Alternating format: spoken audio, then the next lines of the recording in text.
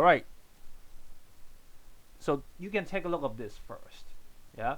So talk about inflation in some extreme cases. Look at this. Like, how many zeros do you have for Zimbabwe? How many zeros? 3, 9, 12. Whoa, that's a lot of zeros. Yeah. Okay. Yeah. We're talking about $100 trillion, but you cannot even buy a straw. I think. Yeah, with $100 trillion in Zimbabwe. Uh, yeah, yeah. Well, I think they would just skip the zeros when they are learning math. Uh, but it's good for them. It's like right when you were a child, when you were a baby, then you already knew what trillion is. Yeah, how wonderful that is. But we learned about the case in Venezuela when we were talking about economic growth. So yeah, but now we know for Venezuela it's way more than that. Okay, yeah, like right now it's more than like 5 million percentage of inflation already. Um, in your bank account in US, yeah. Well, I wished, yeah, 100 trillion in US. Not in this lifetime. Not in this lifetime. No, I don't think I can do it. Yeah, but when you talk about the picture below here, I think this is Venezuela currency.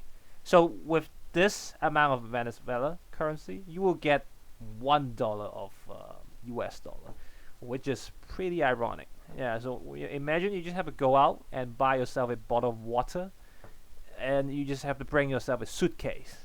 Yeah, for that.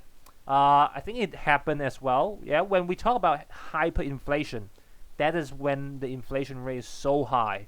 Okay, but we don't really have a like a very rigid definition for hyperinflation. So as long as you see inflation rate is it's pretty high, then you would say yeah, it's hyperinflation. Okay, but some people they say when the inflation rate is over 50, it's pretty much hyperinflation. But we don't really have a very tight definition for that. All right, but just want you to know the term over here. Well, I think we did see that before in history. Yeah, even in Germany, right? Yeah, you guys know that, right? Yeah. Well, correct me if I'm wrong because I don't remember all the history. But it's like between World War One and World War Two. Yeah, hyperinflation happened in Germany, and people when they buy stuff they have to just push a trolley and with all the cash and stuff, yeah, just to buy let's say a bottle of milk or something. Okay, yeah, that's terrible.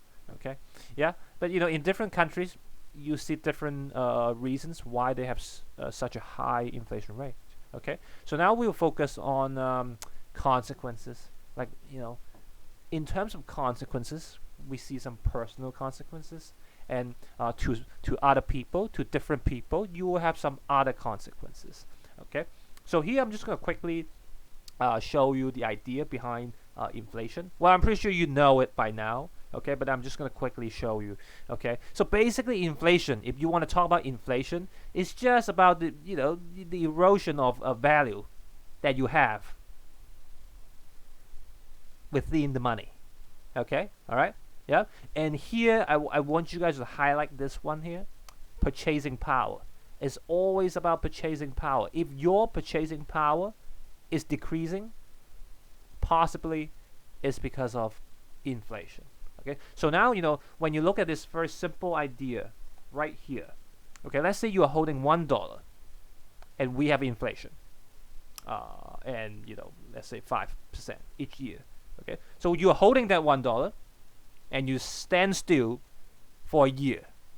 Okay, and after a year you will realize, hey, that $1 is getting smaller. Yeah, you're still holding that $1, but that $1 is getting smaller. Okay, it's because of inflation. All right, yeah. So this is the idea. Okay, this is the concept, right? You have that $1 today, and you can use that $1 as $1. But after a year, if you still try to use that $1, it will not give you the value of $1 anymore.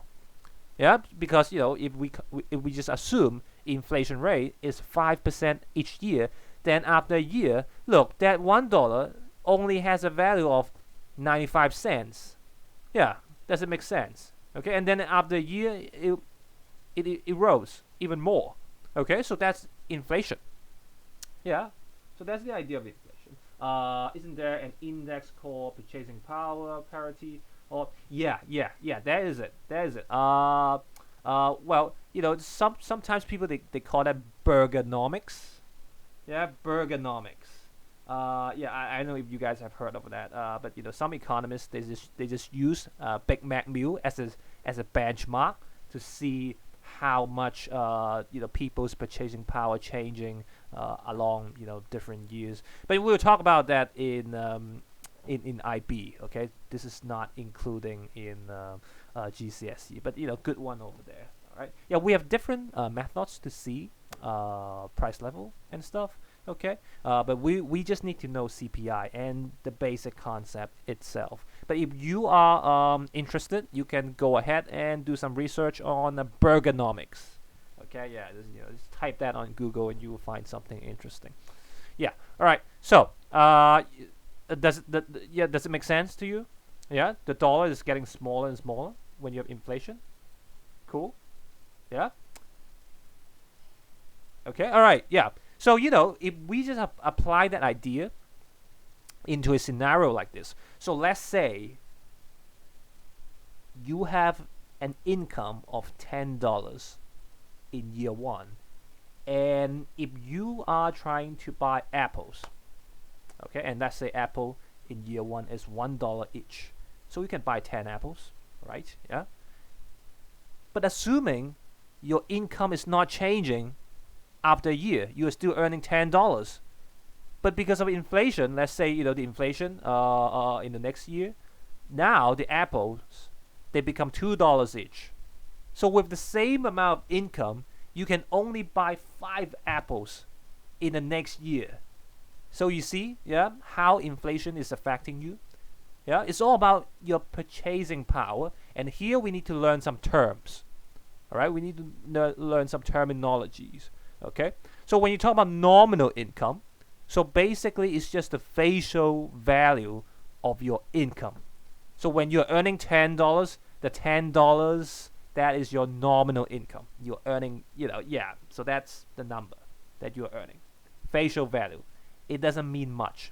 Okay, so when we are looking at inflation, the effects of inflation, we need to look at real income because that is meaningful. Okay. So real income is basically your purchasing power. Okay, so you can just put that down. Real income represents your purchasing power. And when you look at the case here, in year 2, your purchasing power is getting less. So your real income is getting less. All right, because in year 1 you can buy 10 apples, and because of inflation, now in year 2, even your nominal income doesn't change, but your real income decreases because you buy less apples. Okay, so that's what we mean by real income. And when we talk about the impact of inflation, we always want to focus on the purchasing power. Okay, yeah, how much more you can buy or how much less you can buy. All right, because this is meaningful. It doesn't really matter that how much money that you earn. Okay, it's all about with that money how much you can buy, how many goods you can buy, how many services you can buy. That's meaningful. Okay, yeah, the amount of income that you earn is meaningless. Yeah, so you're earning $10 trillion a year, but but now you can only buy a few less amount of apples. What's the point? Okay, yeah, what's the point of earning like $10 trillion? So, the nominal income itself is meaningless. Okay, all right, yeah, so you get that idea, all right?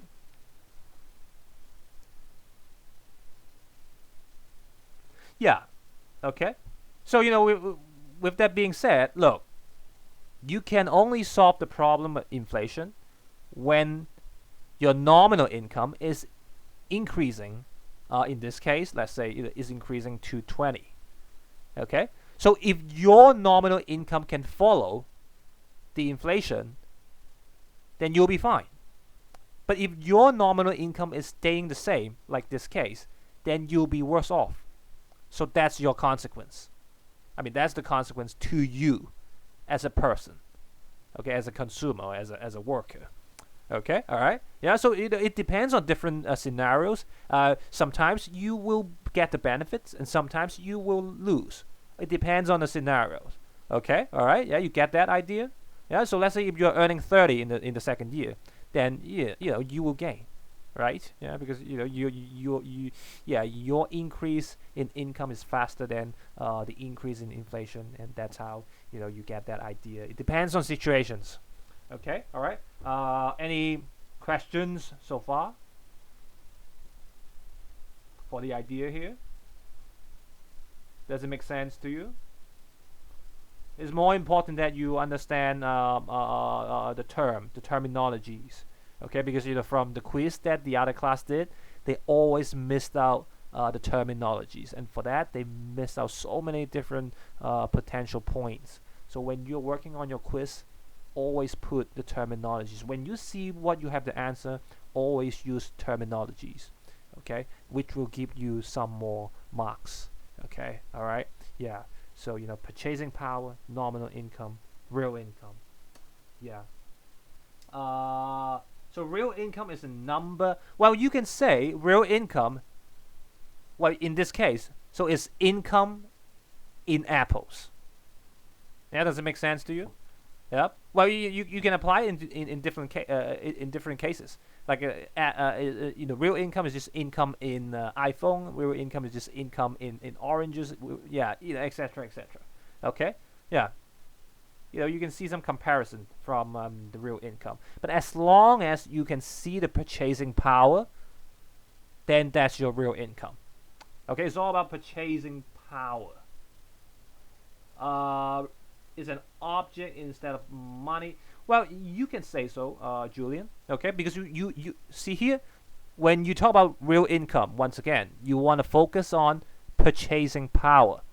And how do you see purchasing power? You have to find a good to take reference. So you know what I mean. Okay, so real income is not just the income. Okay, it's not like nominal income. It's just the value. Yeah, the real income. You have to find something to compare and see if you have a changing purchasing power. Okay, all right. Does it make sense to you guys? Yeah, cool. Yeah. All right. All right. So here I'm just gonna give you a task. I have 5 stakeholders in the PowerPoint. Okay, and I just want you to form in groups and identify if which will gain and which will lose because of inflation. Okay, all right, yeah, does it make sense? You have workers, you have savers, you have lenders, you have firms, you have economy as a whole. Yeah, so I think I'm gonna add one more. Well, it's pretty obvious once you have got the one for lenders, but here I'm just gonna add one more for the borrowers. Okay, so now I'm gonna send you the link so you can form in groups and you try to identify which stakeholders will gain or lose. Okay, and you explain. Okay, give me some brief explanation why you think that stakeholder will gain or lose. All right, yeah, you clear with the instruction here?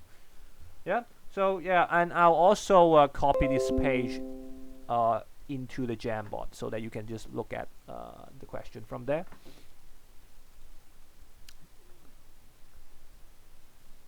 Yeah, so find yourself a page on Jamboard and work on it.